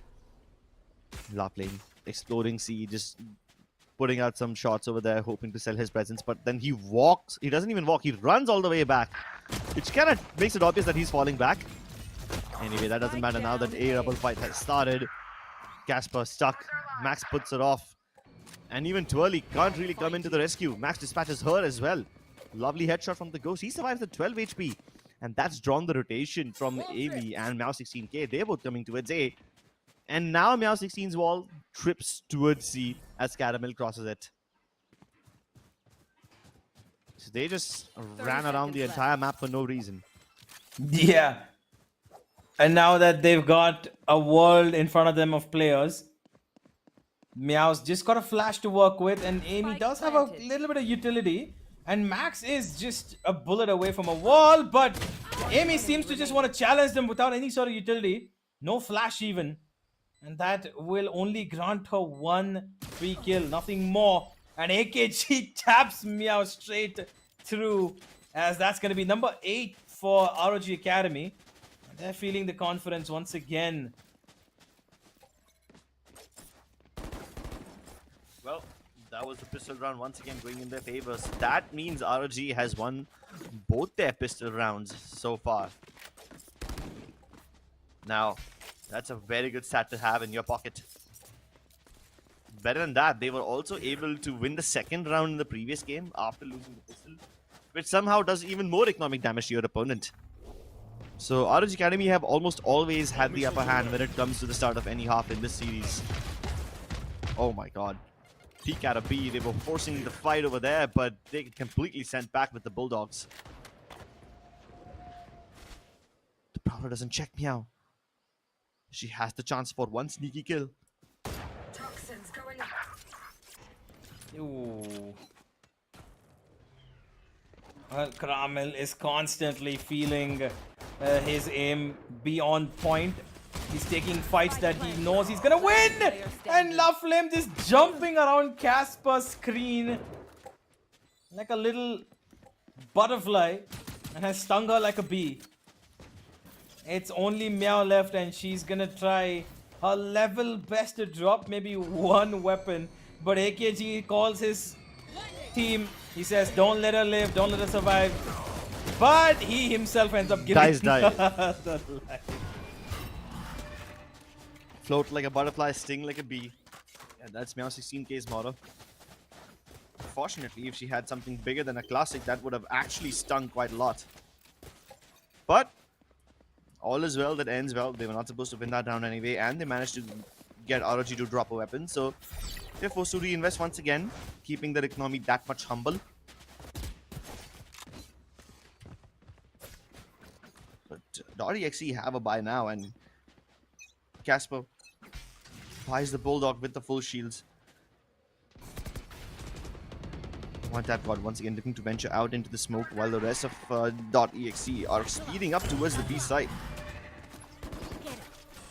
La Flame already has more of all of B Link, and now he's gonna try and just catch Casper and Twirly, but both of them survive.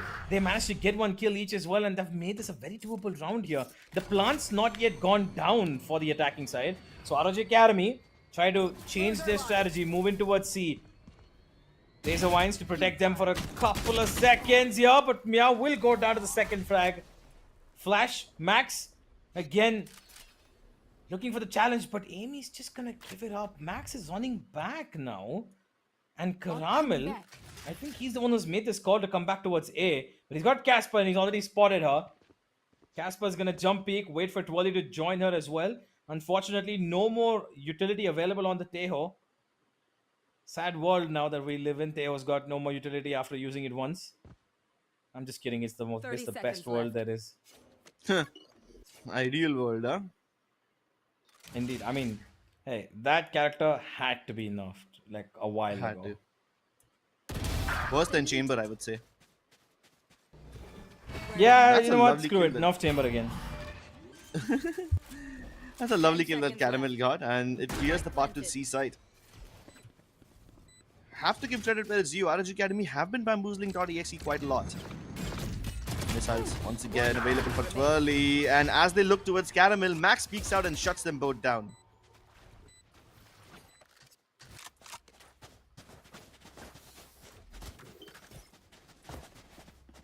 That's a good bait and switch. 2v3 clutch from ROG Academy, even though .exe managed to get the early advantage. It was also quite funny because one tap god was inside the smoke, and I believe it was either Twirly or Eluvu, one of them, who walked past him, and then one tap god went across them in the smoke, kills a person towards B baby door, and then the person behind one tap god shoots him down. So it's like they kind of just went past each other without realizing. AKG teleports right into the guided salvo. There's no way he survives that, especially not with the nade available as well. One tap god with a lovely double. That's a lot of deaths in the rubble area in the first 10 seconds of the round itself. Only 10 seconds have passed, and this is down to a one-on-one. Yeah, that was a bit of a scuffed start from ROG as well to try and get a double control. Unfortunately for AKG, I don't know why he thought that he could stay in that little gap, which wasn't really a gap, but it's all on to Even if he Laflame stayed now. in the gap, there was an air on top of it too. Yeah, there was no way he could escape actually, unless he had another shot step. But yeah, we'll see that later. Meow had no information. Has to check every single corner. The plants towards main, so that would cause her to think that maybe this guy is playing out of sight. That alarm bot does more. I was gonna say I said alarm bot. I mean to say boom bot does more than enough. It's a bot. That's it. That's all. Like that. It's a bot. It's a cutie little thing that crawls on the floor. Okay. Interesting relationship you have with an. Boombot is cute here. I mean, it can blow up your face. So in that sense. That makes it even cuter. What? Yeah. Okay. Alright. Well, there's one reason for me to not meet Crips when he's in Mumbai. When I'm in Mumbai, sorry. And you're laughing as well. Okay, yeah, GG. Bye bye. This is a dangerous crossfire. Oh no, Caramel's blind. He can't exactly trade him, and one tap god gets only one. That would have been a lovely crossfire between the two of them. But now it's time for Loveling to dive in with the judge. And Meow16k has broken his ankles, turns around to get AKG at well. Lovely performance from Meow16k, a triple to hold off the seaside by herself. That's more than enough to fend off an attack, but there's still so much ground to be recovered here. DXC are in the exact same position as they were in the previous map. It is 11-6, and they did end up losing 13-6. And fact of the matter is, there's a bunch of big ultimates here for the side of the attack that could end up this half pretty quickly. B seems to be where ROG want to try and maybe put out a fake as they try to take C command control, but DXC hit back, find one themselves. Casper makes it a double, and that B hit has been squandered. No ultimates that's gonna help them out, but AKG finds perfect timing, gets out of there, although will be afflicted by this Steel Garden. He's got more than enough time to just kind of stay, wait for his weapon to come back to his hand, and now it is a 4v3, and AKG actually wins the fight against Casper. 3v3 now. This is just becoming more and more doable for ROG.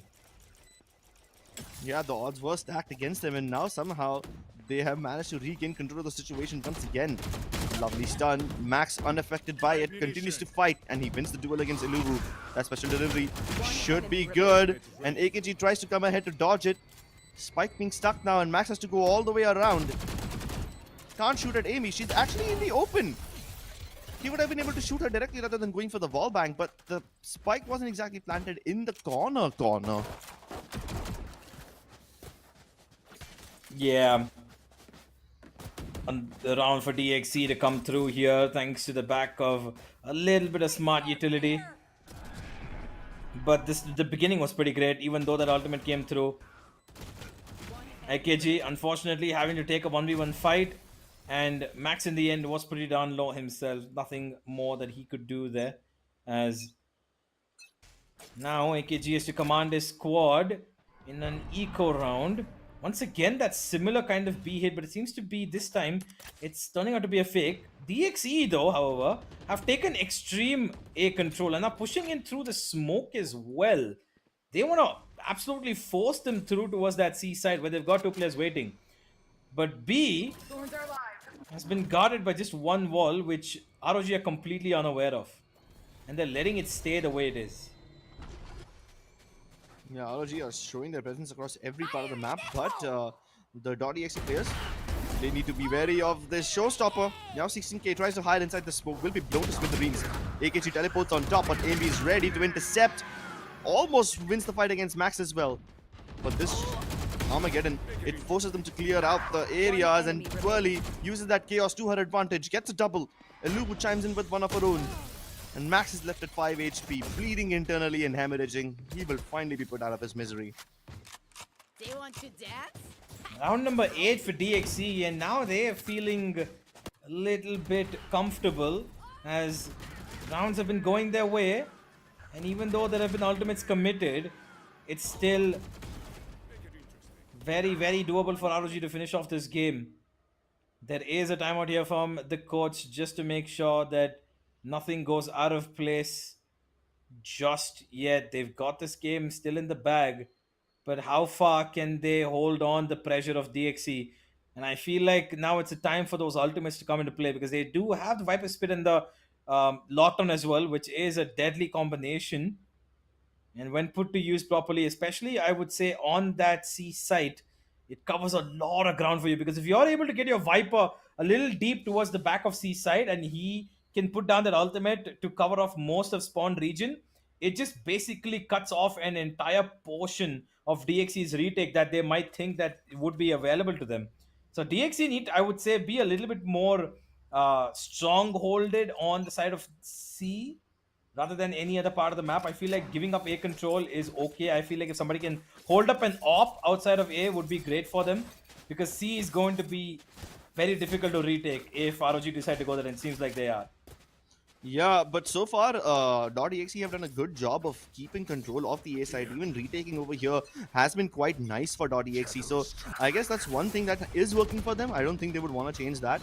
But yes, you're right about the C side being slightly more exploitable. ROG Academy show presence there early on, have AKG teleport across, but now you've got Caramel trying to sneak into behind by himself. He's hoping that somebody will offer him a pick. A fight imminent. Iluvu hears all these footsteps, and off goes the showstopper. Down go AKG and Max, blowing them to smithereens. It's all up to La Flame now. And maybe even Caramel, but I don't think he's gonna pick up this fight anytime soon. The judge would be perfect at this range if they come up close to him. But they're holding a high-low setup, and even the judge can't I beat have the this. spike. Hold on. Caramel's gone into a spot where he's gone completely undetected. And now the Omen who was putting down the smoke, but Amy, I was gonna say it's gonna get a very difficult situation there, but he gets through. Meow. Okay, a little bit of a panic moment there, but she clicks the button at the end, and it works for DXC's round number 9. They get closer here, and the gap is reduced from 5 to just 2. Now we wait. And it's getting scary for ROG here. If they don't use those ultimates to good use, which I thought they should have done the last round itself, this it could end up being a much longer map than they expected. Yeah, Caramel has the lockdown that should clear the site, and then one tap god with the Viper Spit could hold the site down. These two, if used properly, should be enough to get ROG their map point. Oh, Viper Smoke for crossing. But none of the members of ROG have actually come out of this one yet. In fact, they are moving once again closer to C Mound. Cover going out. AKG puts down the waterfall smoke and the paranoia. This should be a good enough fake, but the actual execute is coming towards the A site. The drone once again confirms that there's at least 2, maybe 3 players present over here. And all the effort of AKG to use the fake smoke, use the fake paranoia towards C, all that has failed now. Poison orb emitting. Again, Rubble being contested, but those guided salvos are going to be a problem. Although La Flame stuck here, he's got support, and they're still getting a couple of trades. La Flame does manage to get one, even though he was in a very tricky situation. And it's a 2v3, and it's still very much doable because look at Karamel's luck. Now they've kind of surrounded Iluvu. She's 1 HP, and she will have to go and 30 watch this seconds round left. from the seats as it's a 2v2, a lockdown available, and the Nightfall put down as well just to make sure that everything on this A side is cleared up. Max will get a plant. No, that C's actually perfect. The C's gets one, and Max gets the other. Next time we'll use wooden sticks. Make it. And somehow, this round has turned around thanks to Karamel's once again sneaky timing of getting away from his opponents. Yeah, I was worried for a second because AKG's fake did not really work, but then Caramel manages to close in the distance, gets the kills as well.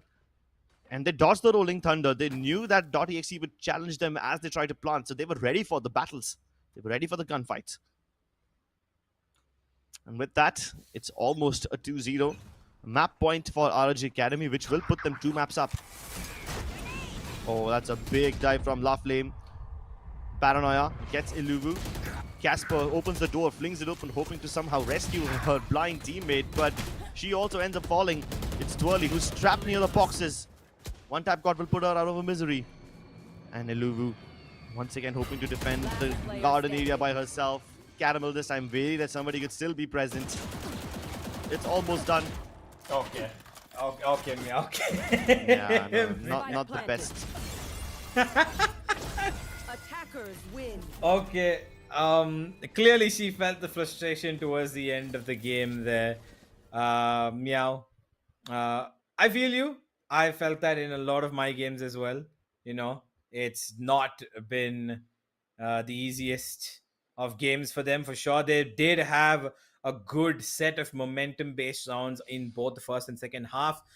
They were able to bring it down to 7-5 once again, but unfortunately for them, it just wasn't enough towards the end. Yes, it was 11-6 at one point. ROG Academy could have ended this, but I have to give kudos to these women who have put forward quite a bit of performance in the second half.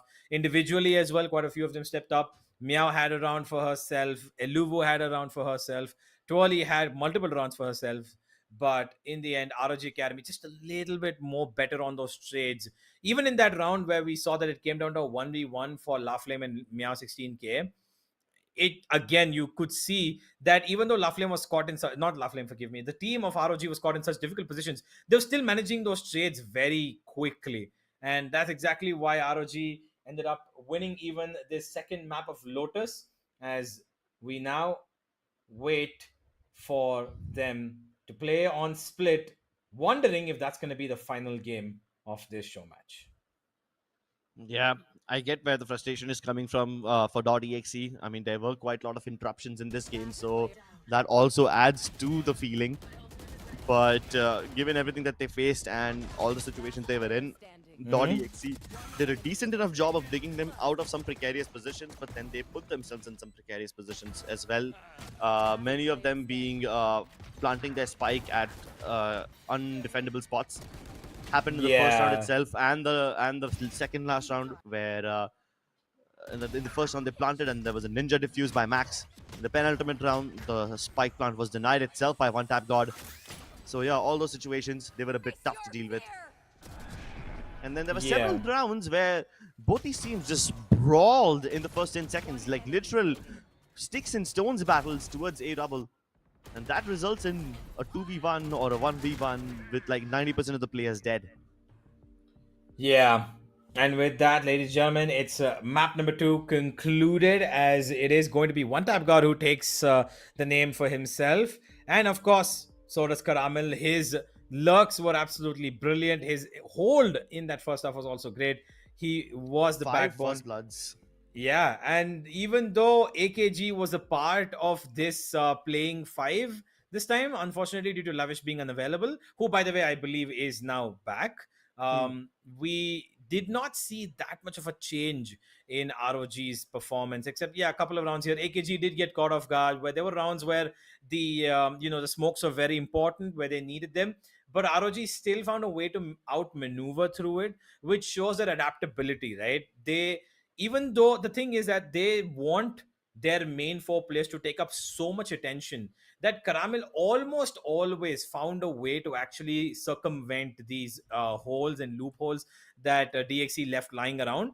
And he found the perfect timing to, get himself into positions where these smokes almost didn't matter, because AKG, even though he did his best to try and kind of work his way around, take the attention so that his team could be the one to frag, because he knows that his players are now more capable than him when it comes to pure aiming wise, I mean. But I think overall the team did a really great job of understanding how they had to adapt and where they had to adapt to kind of win this game. Well, here's a look at the series so far. 13-6 on Haven, 13-9 on Lotus. ROG Academy are leading 2-0. If at all they win split, this show match will end at 3-0. If it doesn't, we will be heading to Ascent and, if required, Pearl as well. So, ladies and gentlemen, without further ado, I guess we will be jumping into Split. And yeah, we're going to be heading into this map anytime now. The players are also asking for us to start it quickly. Well, we are more than welcome. We are more than ready to comply with their request, as Split is, of course, a pick of ROG Academy itself. Lotus was the one map that was DXC's, and if or not we're going to see a second DXC pick here, in my opinion, seems kind of unlikely, because Split, again, a map that ROG Academy feel pretty confident on.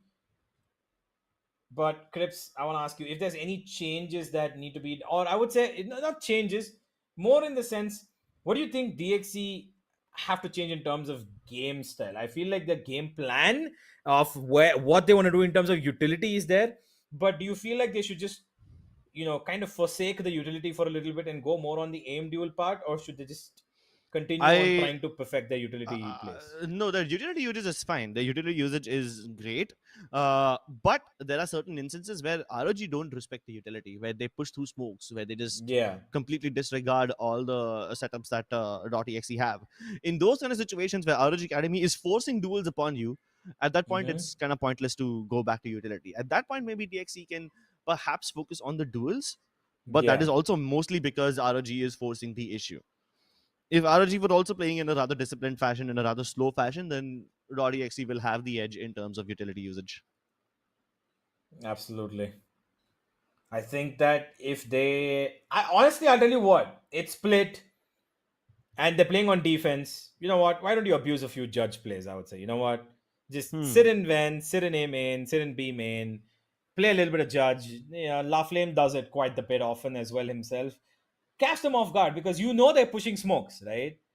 Hmm. And if you know they're pushing smokes, they're pushing utility. And honestly, I don't know what's up with Max today, but if he's making the mistakes that he is, it's a very clear possibility that you could just find multiple duels off ended from ROG's perspective of being ready, which I think will help them in quite a few rounds. So I'm hoping that they pull out the judges and just honestly have a fun game. Just go for it. You know, don't be afraid of doing something based on your aim and having to always rely on your utility. Well, ladies and gentlemen, I do believe that they will be relying a lot more on their aim, considering once again ROG Academy, they will not be going for any changes in their composition. Last time they played on Split, they used a double controller composition. I believe that will be the case once again. I do want to Mm-hmm. see what .exe have in store though. Will they use the Breach Theory composition again like they did on Lotus, or will they have something else in store for us? I want to see. So we'll be jumping into the agent select pretty soon as well. Well, as we wait, there it is. The map's ready. We should have the agent select up in just about a second here. And there it is. Double controller, you were right. As we continue on with it, Max on Sky. And on the other end, it's a breeze tail composition, but with a jet on. Okay. Interesting. Double controller, The, double initiator. Of yeah. course, people love that on split, but with a jet, What would you rather um, have? A I'm Yoru? not. I would rather still have the Raze. I think Raze. See, in my opinion, I feel like Raze is probably the best duelist in the game. You can play Raze on any map. It's absolutely viable on any map. And I would say Neon and Jet are a close second. But on Split, particularly, historically, it has always been, in my opinion, a Raze map. So you can, of course, play the Jet. There's no two doubts about it. But if you have a Breach and Teho, I would prefer the Raze because the amount of utility that you can dump on the opponent is wonderful. Unless Eluwu plans on bringing in the operator every second round. Yeah, that would be a dangerous combo now. The op along with all that suppressive utility. I'm not surprised by the breach layer composition, but I am indeed surprised by the double controller. Um, if you have a double initiator, you can probably go for a lot of these burst executes and whatnot. But the double controller implies that you might want to contact every now and then. So I want to see how .exe mixed both of them up, especially now that Lulu has the jet. She can also use the cloudburst to break open some of these crossfires that ROG Academy have been good at holding. ROG though, the lack of a proper initiator, whether an info based or a flash based, is gonna probably hurt them. Max's Sky, has it improved? Headshot. Apparently, yeah, the flash was good, but Iluvu still manages to peek out bravely and dry. That too gets the shot. And now that's another great crossfire towards mid, but it's been broken open by Caramel as he turns around and right clicks both of them. Upgrades to the ghost. Runs out of bullets. Casper gets the better of him. But on the other side, Max manages to get two on A side, and that should be enough to let him plant. And he's going for an open plant too. Oh, one tap guard. He's got. Okay, Casper just decides to run through the Viper's Molly, expecting that a blinded one-tap god should not be able to take it down, but the spam on such a neap angle will not allow her any more life. And that's going to be round number 1 for ROG Academy. Started off well. Eluvu got a decent kill. Unfortunately for her, the rest of the team just could not keep up with it. Yeah, that was a lovely shot by Eluvu. Not gonna lie. I mean, Lathlim even used the satchel to help throw her off and hopefully survive for a second longer, but that did not matter at all. Toxins going up. Too early under a lot of pressure. Quite a lot of utility thrown at her, so she uses the molly to keep everybody at bay. But as Lathlim dives across, Max will come in behind him to secure the kill. Bomb buddy out. Well, they've got screens control as well. Casper probably not going to expect this. They're pretty close, but she still manages to hit the head on one. Huh? Lavesh, Eluvu. Huh? Oh, the last bullet! One bullet and a dream. Unfortunately, it's not going to fulfill her dreams. Yeah, that was a bit awkward to watch, not gonna lie. I thought they kind of forced the issue over there. Really wanted to chase down Lavesh, and it seemed like it was a bit of a personal vendetta over there, the way she chased him down with so much aggression. But the rest of them also kind of crumbled as they tried to fall down from the heaven area, which kind of makes sense. They did not have much of a buy anyway. Now ROG XC will have all the weapons they require.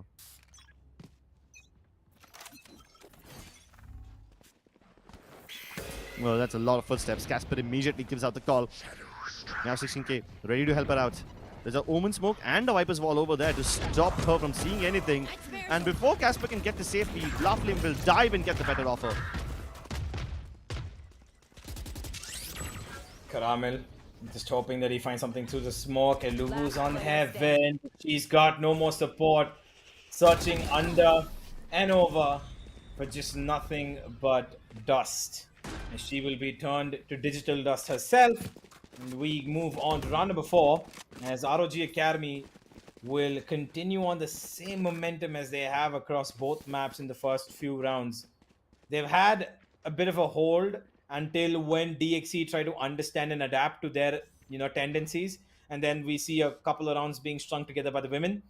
But the men here have gotten away with a lot of, I would say, free trade frags that DXC are just not able to actually get back into their hands. That trading problem is persistent. You can see it. They kind of recoup it in a few rounds. They find it back where they trade back in like 3, maybe 4 rounds in a half. But the rest of them, they're just not able to do it as efficiently as they do for those particular rounds. So ROG just kind of steamroll them in those other rounds, and it's just kind of What? Okay. All right, yeah. Now it's What a bit fun. in the run and gun in this? It's like, okay, credit where it's due. ROG uses the utility quite well. Caramel, it's been a while since I've seen him on Omen, but he uses that to just teleport towards the back of B side. Doesn't see anyone else over there, so he knows that it's safe to cross over for Lathlim. He satchels across. Shoots down the Heaven player from beyond the smoke. Yeah. Hunts down anyone who's towards CT with the shorty. And then there was a paranoia as well to help them re-clear CT. Even though they did not really need to be that aggressive over there. Yeah, it seems like ROG Academy just want to kind of go for an early evening break. Or maybe an early lunch if they haven't had any. That's why they're feeling so quote-unquote hungry. That's thirsty for blood, bro. It's bloodlust. Yeah, in the form of hunger anyway. But that being said, yeah, ROG Academy are indeed on a roll. 4 rounds in a row. But finally, it seems like after forever, DotExe have managed to secure the numbers advantage. ROG will have to kind of slowly move in towards it. And the read is correct. Amy's the only one here. That wall not gonna help them. Oh, but mid has been conceded by ROG. Lavish is gonna go down as ROG Academy. While they get the plant down, they're going to worry about Twirly here, and Caramel will take her down. Brings it down to a 3v3 now. Meow clears out Heaven. Oh my god, what a swing!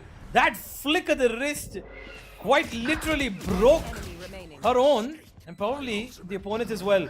Casper manages to get one. It's a 1v2 now. She's got support. But Caramel playing around with the smoke that he deployed. And he plays it to perfection. You will always be scared to face off Caramel in a 1v2. But credit where is due. Casper, Meow 16K both hit some nutty shots. Meow 16K, I think she must have literally run out of mousepad space with how much she threw her mouse on the other side. Even Casper had a dirty flick onto Max. Sheesh. Those are some really stylish shots. I mean, up until now, we were saying that ROG Academy in Lotus were winning quite a lot of these aim duels. I don't think that will be that easy anymore. Lavish, literally first 2 seconds of the round, gets the shot onto Casper. Had no armor, so the outlaw easily dispatches her off. Huh? Oh, Lavish! Walks out with the knife in Okay. hand. That is brave, buddy. Yeah, very confident. Getting a little comfortable here, ROG Academy, I would say. But, okay, Laflame's just gonna go in through as soon as he hears any form of utility come his way. One tap got though. Continues with the smoke spray as Laflame just goes in through a smoke onto Heaven. And for some odd reason, both of them are turning towards mid. Tanks his own nade in the process. Oh, Yeah, no. and at this point, No, Lavish is just okay. setting up bait for Max. Yeah, I mean, I have no words.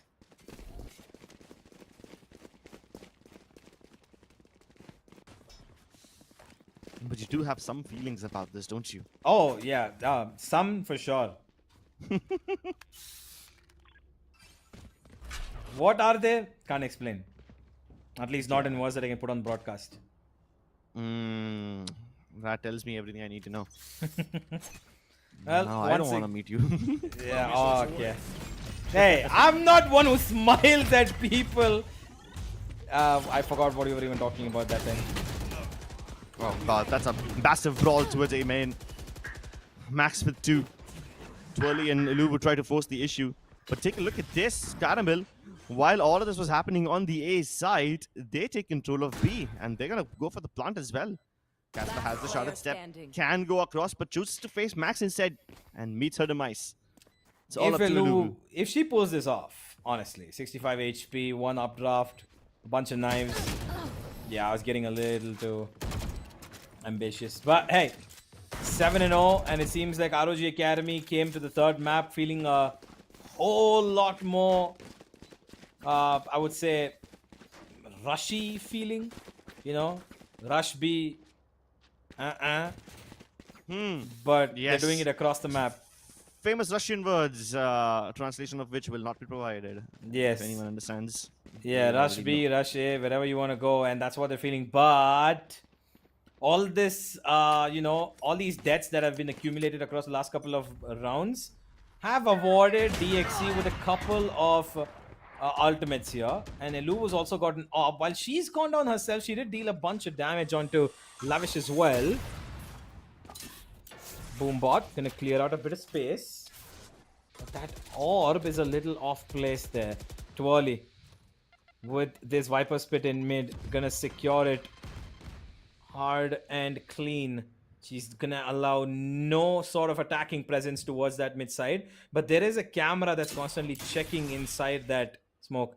Eluvu will have to hold that up as for long as she can on the B side. But ROG Academy will put all of their guns setting a place on towards the A side, where there's a Caramel teeping in the wild.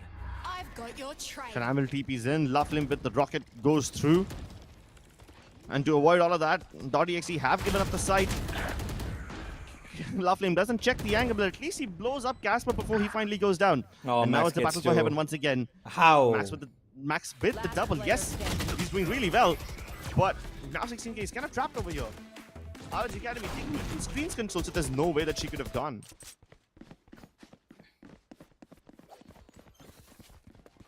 Well, the steam rolling at this point is getting out of control. They have a bunch of ultimates still available.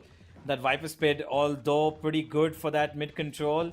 Unfortunately, I actually haven't seen ROG take any mid control in the last 8 rounds that they've played. maybe once, twice at best. ROG As have a been late. very extremity focused so far. Yeah. Even if they try to take mid control, they just shoot a couple of shots. They show their presence and then they fall back. Like just like this here. They're gonna try to force the issue, but they probably won't commit to mid. Not unless they get a bunch of kills. Max trying to fall back. Sees a bunch of players over here, passes on that information, says that guys, there's at least 3 towards mid. We should hurry up towards the A side, and that's Oh, exactly what they're trying to do. Casper. But Casper is doing her best to slow them down, and she's doing a damn good job at it. Smokes to keep them at bay. Paranoia could be big, and she escapes out of there with the ultimate. A Rolling Thunder has been sent through to make their fights a little easier. Love is using the type of case to keep himself alive, but now there's pressure coming in from heaven as well. Will Oh, he be able to no. hold on to this one? Max once again gets the better of now 16k. Caramel tosses the spike over to Max. Sets up a flash so Caramel can dive through. He gets only one. And now the Armageddon. It's going to force them into the open. And ROG are ready to come out into the open. They're ready for the fight. Can they win these though? Casper has gotten around. She's got the Phantom recovered from Caramel. And she sprays them both down. A lovely thrifty to get DXE there first. Yeah, but once again, it forced out every single ultimate they had left to get that. And even that came down to Casper kind of clutching it out for them. She held down that A side pretty well in the beginning. And of course, it made sense to come down to her all in the end. But that was a very, very expensive round for DXC. But a round nonetheless, they needed it. And it warranted the use of all of those ultimates. ROG going towards A. They're all running in, it seems. They want to just kind of force their way down there. As they will force their way onto Amy first. And there's a shotgun, but no. The Vandal connects first. And it seems like Max is just kind of... He's playing that entry fragger role alongside his duelist. And no, Casper doesn't check the corner. 2v5. Twirly. If you can twirl them around right now, it would... Oh, team flash, but would almost got away with one there. Forced off her mark as Meow. What do you have in store, my friend? Nothing, it seems. DXE. Survived by one, survived by none. 9-1 here as ROG Academy are just on cruise control. Nothing, autopilot almost. Nothing seems to be going wrong for them. Yeah, and they're hitting all their shots. They're using the utility perfectly. They're breaking DXE's ankles. Casper, poor girl, she tried to defend the A side for herself, but every single time La Flame dives in, she's busy trying to hunt him down midair, and somebody from behind her then shoots her. So yeah, even though she could have done a good job of holding it, she's now going to give up on the B side and play. She's going to give up on the A side and play on B instead. Elu with the judge gets one. Trying to hit them in the face. And Amy recovers the judge. Nicely done. Now, I don't like this. She's trying to fight all of them by herself. Obviously, he's going to met with the face full of shrapnel. And Max is just cosplaying as a duelist today. Okay, somehow the cabbage doesn't get broken. So now they know she's in this corner. What? She gets free-fired. It's just down to Twirly and Casper. I was surprised they didn't swing her earlier, but it doesn't matter. As ROG Academy will just take control of every single part of the map possible. Heaven as well. Hell if you want. The earth in between. There's nothing left for DXC to stand on. Yeah, even the ground has turned into a sinkhole right now. The land slipping away from underneath their feet. How do you get any traction in this kind of a situation? Maybe Elu can attempt one of the aggressive A main fights once again. This time, hopefully, with Meow 16k's utility. Wait, Meow 16k isn't anywhere with her. Amy breaks the camera. Elu tries to take a peek. Goes through the Viper Fall and then immediately gets back. ROG forced the issue though. They've already taken ramp and they've got Heaven pretty much. And nobody from DXC on that Heaven region for some reason. Expecting a race to jump up there is one of the most common plays that they do, but for some reason nobody playing on that Heaven region, and now they've got full control of that. Screens being populated.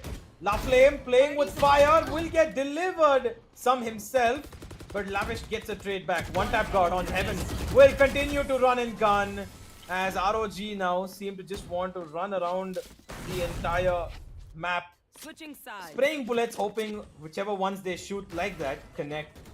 But DXC, just a massive gap in positions here. And that's given them a 10-round deficit to cover. It's quite a big lead that ROG Academy have garnered for themselves now. .exe struggling to get a footing.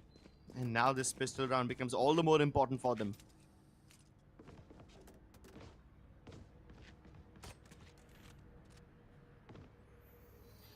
Oh boy, here we go.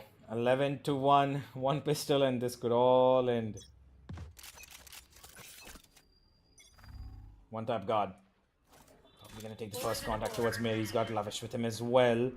They go in for a bit of exploration as Flames see the Viper's smoke orb across himself as well on a ramp.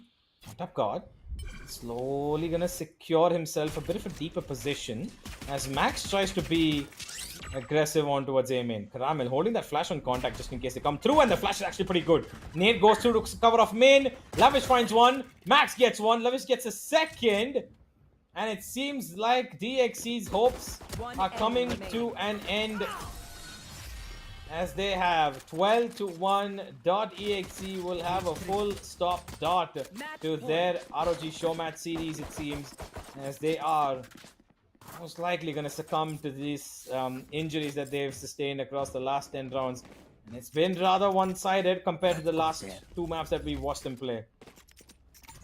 Yeah, at least in Lotus, they were giving such a tough run for their money to ROG Academy. Always trying to stay a step ahead. Their reads were also decent. And so many of those rounds also came down to 1v1s and 2v2s, you know. But at this time, it seems like nothing is working out for the side of .exe. Lugu tries to go ahead, but Max going ahead of all the utility with the Stinger keeps them in check. Caramel trying to disrespect the Aftershock, stays in the smoke, and he goes for a big teleport right behind everybody. And that's a massive play. I cannot believe that worked. Caramel, you monster. It doesn't matter. He's got members around him. He's got people around him. One tap guard will secure the final bits. No more charges left. ROG Academy secure the final map 13-1. That's a rather quick game from the side of ROG Academy. Okay. Yeah, they're just fooling around now. Using the forfeit sticker. Team Ace. And there we go. Yeah, there you go, ladies and gentlemen. I am your monster. Well, ROG Academy winning 2 of their show matches consecutively. One against Mumbai Demons and this one against DXC. First 2 games a little bit more competitive. I would say the second one, Lotus, of course, the map of DXC's pick was very good and very well played from both sides, but Split just absolutely was a tumble down the mountain for DXC. They could not keep up with almost anything that ROG were doing. They had ideas, they had ways to try and take control of the map. Unfortunately for them, Max was just clearly the first 2 maps that we told that he was making mistakes. He just kind of felt like, okay, you know what? Sky is a very self-sustaining agent. Why not just, go for it? Just go get as many kills as I can and get a part of the puzzle myself. Yeah, I think he got the entire puzzle by himself. He's kind of played jigsaw over there, putting the pieces together. Kind of easy to do that when you are the duelist and the sentinel and the initiator all by yourself. I mean, there was a point when he was even lurking after the spike went down. He was basically in close one situations. He was playing his own life and trying to be as much of a nuisance as possible. Clutches from Caramel also kind of helped the cause. Plus, there was a lot of push and pull distraction, because every time somebody would try to set up a bait for La Flame, he would dive inside, and then everybody else behind La Flame would then follow up. Casper was the victim of this conundrum quite a lot because she would often try to play duck hunt against a flying La Flame, and everybody else who was behind La Flame would then come in to assassinate her. So, yeah, that was a great push and pull attempt from ROG Academy. And you could see that .exe are trying to do many different things, but all of them failed because of some or the other reason. Yeah. Well, it has unfortunately led to a 13-1 loss and a 3-0 overall for DXC, but they still showed us what they can do on their map pick. It was a close one. Of course, ROG Academy have been practicing for a couple of months now, and they are feeling, very, very good with the way that they've been playing. So kudos to the hosts of this show match to go ahead and get the victory. But we have to give our thanks and our commiserations to DXC because they have done really well. And first of all, thank you to them to actually coming in and participating in the show match, because they have taken time out of the day to give a bit of time to the ROG squad members to practice and try and test their mettle. Yeah, that was amazing from .exe, especially in the first two maps. Love the way they were playing today, and this was a lovely practice for the ROG Academy Mm-hmm. boys as well. Keep in mind, ladies and gentlemen, at the end of the day, the show match that we organize over here is essentially a practice game which has a lot more stakes since people are watching, a lot more Yeah. stakes because there's actual tougher opponents in front of you. And this is not just a scrim. This is, while it's for practice, it is to give our players that tournament environment where there's a certain amount of pressure on them when everybody's watching you. So just to make them get used to this, we keep hosting these show matches, and there will be more of these in the future as well. So if you want to catch some more high octane Valorant action at the hands of some young up and coming stars, do hit the subscribe button and also follow us on our social media so you can know about when the show match will take place. Thank you so much for watching, everyone. This is it from our side this time, and we'll see you in the next show match.